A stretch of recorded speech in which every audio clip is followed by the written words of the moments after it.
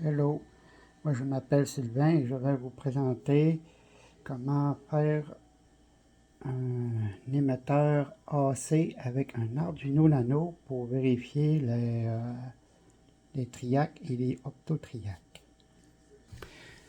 Bon, voici un triac. Il y en a plusieurs types.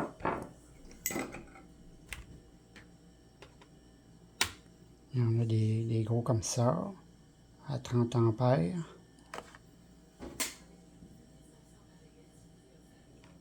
Et d'autres qui sont à 16 ampères. Je vais prendre comme celui-ci, BCR 16HM.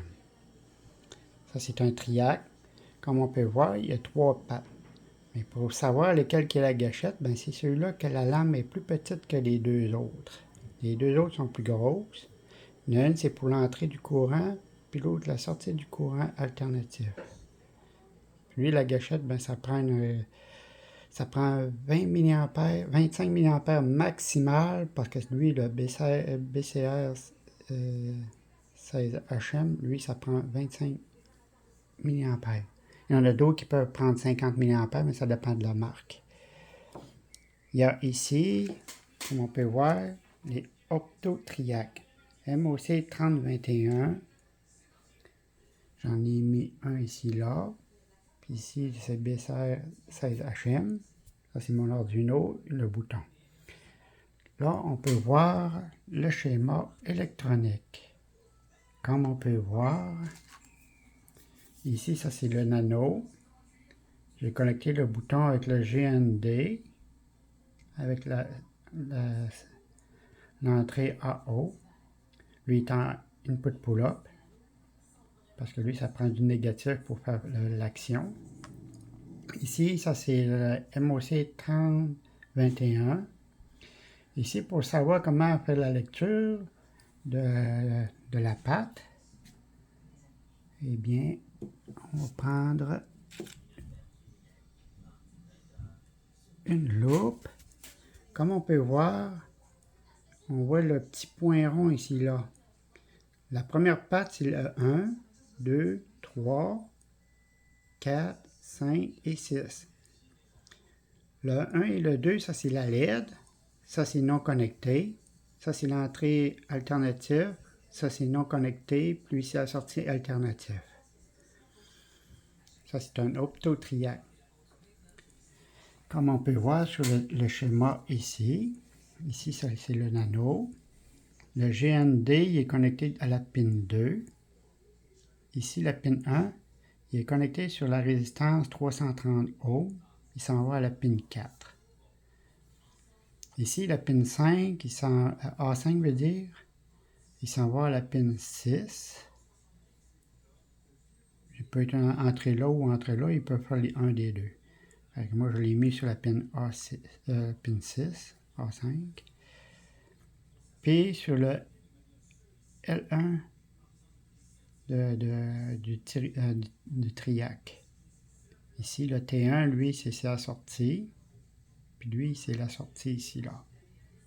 Ici, j'ai mis une résistance de 330 ohms qui s'en va sur la gâchette ici, qui s'en va au 4 là. Ici, j'ai 330 ohms qui va sur les deux LED. L'un qui est à l'endroit puis l'autre à l'envers.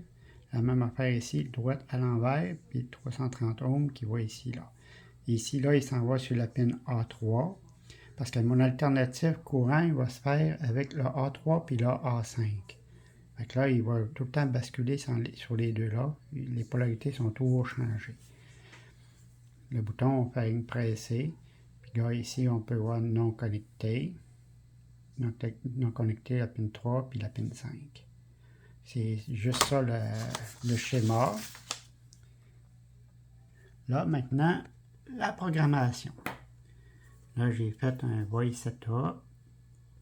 Entre parenthèses, la grande parenthèse. J'ai fait pin mode, A0, input pull-up, point virgule. Là, j'ai mis un for bit A égale A3, parce que là, je pars de A3 aller jusqu'à A5. Là, ici, le point virgule A est plus petit ou égal à A5. Point virgule A++. Là, je désigne la pin mode A. C'est toutes des outputs. C'est-à-dire de A3 à A5, c'est toutes des outputs. Là, je ferme la parenthèse là, puis je ferme la parenthèse pour le setup. Ici, il va être de loop. Là, j'ai mis les délais pour voir la différence. Mais moi, j'aime mieux utiliser 66 Hz. C'est beaucoup plus facile à cause du 5 parce qu'en bas de ça, je peux pas vraiment le voir. Bon, je marque Digital Write A5 1, Digital Write A3 0, délai 5, point virgule. L'autre, c'est Digital Write A5 0, Digital Write A3 0, délai 5. Ici, je fais Digital Write A5 0, Digital Write A3 1, délai 5. Là, je fais un bit A, Digital Read A0, c'est-à-dire lui, le A0, il devient la lettre A. Là, je fais if, ouvre la parenthèse, point d'exclamation. Le point d'exclamation, c'est pour mettre la pull-up à l'endroit, parce que lui, il est inversé. Pour lui d'être à on, ben, il devient à off à cause du point d'exclamation. Là, je fais A égale 1. Là, ça veut dire quand je pèse sur le bouton, il devient 1. Je mets entre parenthèses Digital Write A4, virgule 1. Ça veut dire A, c'est la même affaire. Puis je ferme la parenthèse. Je fais if, point d'exclamation, A égale 0. Ça veut dire quand je ne presse pas sur le bouton. Digital Write A4, virgule 0, qui veut dire low. Je ferme la parenthèse, puis je ferme la parenthèse sous la loupe.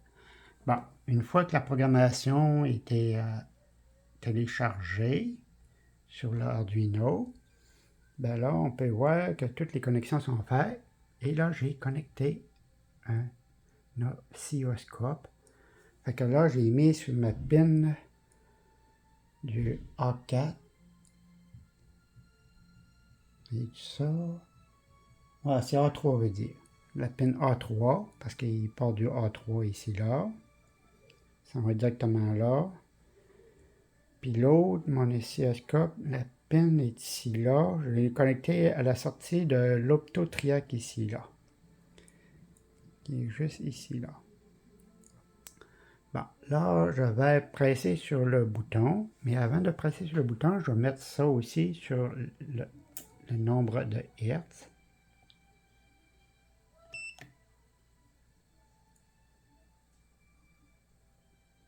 Non, pas au Hertz. Bon, là, je suis à 66 Hertz. Comme on peut voir, on voit des mini pics, mais il n'est pas en on encore. Mais c'est juste pour montrer qu'il est très sensible. Et lorsque je presse sur le bouton, normalement, on va voir 3 lignes différentes. Il y en a un en haut, il devient plus. Puis en bas, tout à fait, il devient moins. Puis dans le centre, ben, c'est le 0. Ça veut dire que lui, il fait 1, A5, A3, il est à 0. Lui est à 1, puis lui est à 3. Il fait 5 millisecondes. Moi, j'ai mis celui-là entre les deux pour faire la ligne du milieu, que le A5 puis le A3 est à 0. Je fais 5 millisecondes. Là, je fais A5, A3, lui est inversé. Le 0 est là, puis le 1 est là. Il est 5 millisecondes. C'est pour ça que quand je presse sur le bouton, ben, on voit en haut, la ligne en haut, une au milieu, puis une en bas. Mais là, on peut voir que comme un espace comme un escalier. Comme on peut voir, les deux LED, ici, là, ils fonctionnent bien. Puis quand je lâche le bouton, s'il arrête, c'est parce qu'il est fonctionnel. Autrement dit, il n'est pas brisé. La même affaire pour le triac. On peut voir, le triac, il fonctionne très bien. Ça veut dire que lui, il peut relâcher, il n'y a pas de problème. Mais j'en ai un, ici, là. C'est l'optotriac qui est brisé. Je vais le remplacer avec celui qui est brisé. Juste pour vous montrer la différence. Je le place à l'endroit. Ici, là.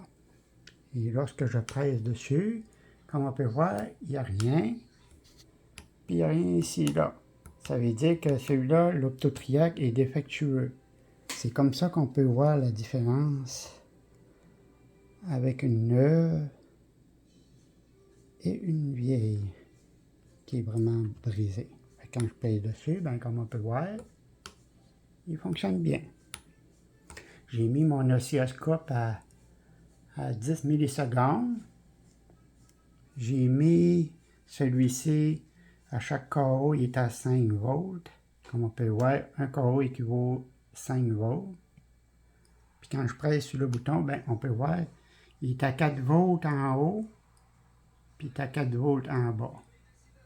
Fait que c'est normal que c'est un petit peu de perte à cause qu'il faut qu'il passe par les triacs, puis l'optotriaque. Et c'est tout simplement ça. Et c'est terminé pour la présentation d'un vérificateur d'optotriaque et de triac. À la prochaine.